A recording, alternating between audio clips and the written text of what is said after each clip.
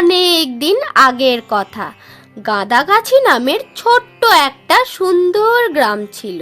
সেখানকার গ্রামবাসীরা সব সময় একে অপরের সাহায্য করত। সেই গ্রামে এক নতুন ডাক্তার এলো। নাম তার ডাক্তার হরিহর ঘোষাল। লোকমুখে শোনা গেল তিনি শহরের মস্ত বড় ডাক্তার। হাজার রোগ তিনি চুটকি মেরে সারিয়ে তোলেন। কিরে মদন, শুনলাম নাকি গ্রামে নতুন বিলেত ফেরত ডাক্তার এসেছে? হ্যাঁ গো রাজুদা, সেটাই তো শুনলাম। এইবার আর শহরে ছুটতে হবে না রোগ জ্বালা হলে। এই গ্রামেই ভালো ডাক্তার পাবো। তাতে যদি একটু পয়সা বেশি লাগে ক্ষতি কি? গ্রামের মানুষেরা বেজায় খুশি। গ্রামে নতুন ডাক্তার এসেছে বলে কথা, কিন্তু তিনি আসলে কোনো ডাক্তার ছিলেন না। তিনি একটি বড় ব্যাগ ও গলায় টেথোস্কোপ নিয়ে ঘুরতেন। আসল কাজ ছিল তার লোক ঠকানো এবং টাকা কামানো।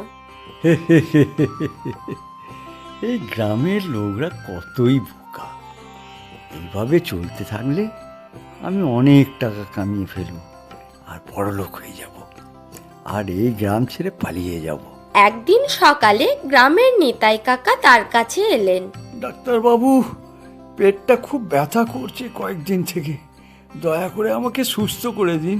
ডাক্তার হরিহর চোখ কুঁচকে দেখলেন, কপাল চাপড়ালেন আর বললেন, এটা তো গুরুতর ব্যাপার। আপনাকে তো ছাগলের দুধ আর টাটকা কুমড়োর রস খেতে হবে। নিতাই কাকা ভয়ে কাঁপতে কাঁপতে জিজ্ঞাসা করলেন, তা ব্যথা কমবে তো ডাক্তারবাবু? একদম কোনো চিন্তা নেই, ব্যথা না কমলে আমি ডাক্তার না, বুঝলেন? এই হরিহর ঘোষাল হলো রোগীদের জম, মানে রোগের জম।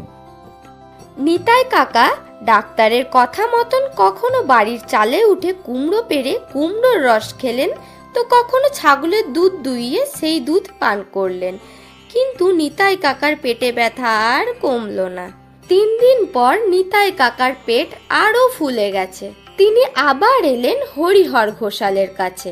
এবার ডাক্তার বললেন, ও, এটা তো ডান পেটের বায়ু জমেছে, একমাত্র গাধার লেজ দিয়ে ঝাড় দিলে সারবে।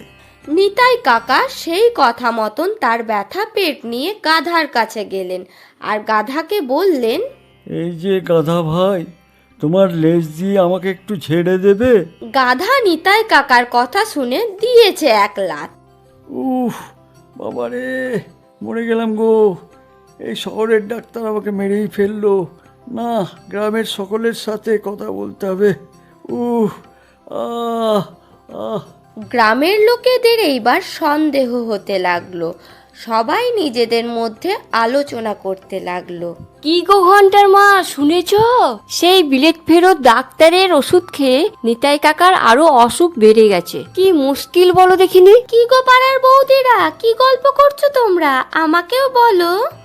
এই যে মিলি রানী, তুমি তো এখন শহরে পড়তে চলে গিয়েছো। গ্রামের খবর তুমি তো জানো না। গ্রামের এক ডাক্তার এসেছে, যার ওষুধ খেয়ে আরো অসুখ বেড়ে যাচ্ছে। মিলি শিক্ষিতা ও বুদ্ধিমতী মেয়ে। সে হাঁটতে হাঁটতে বৌদিদের কথাগুলো শুধু ভাবছে। না, এইরকম তো হতে পারে না। দেখি, আমাকেই কিছু একটা করতে হবে। মিলি তার শহরের ডাক্তার বন্ধুর কাছে গেল এবং সব ঘটনা তাকে জানালো।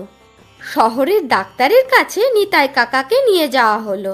শহরের ডাক্তার সবাইকে জানালেন, উনি তো শুধু বেশি মশলাদার খাবার খেয়ে গ্যাস্ট্রিক আলসার বাঁধিয়েছেন। একটা ওষুধ দিচ্ছি, ওটা খেলেই ভালো হয়ে যাবেন। সবাই বুঝে গেল হরিহর ডাক্তার আসলে ভুয়ো ডাক্তার। তারপর কি হলো? তারপর গ্রামবাসীরা সবাই মিলে ভুয়ো ডাক্তারকে পুলিশে দিল আর গ্রামের মোড়ে লিখে দিল, ভুয়ো ডাক্তারের ফাঁদে পা দেবেন না। এই গল্প থেকে আমরা কি শিখতে পারলাম বলো তো?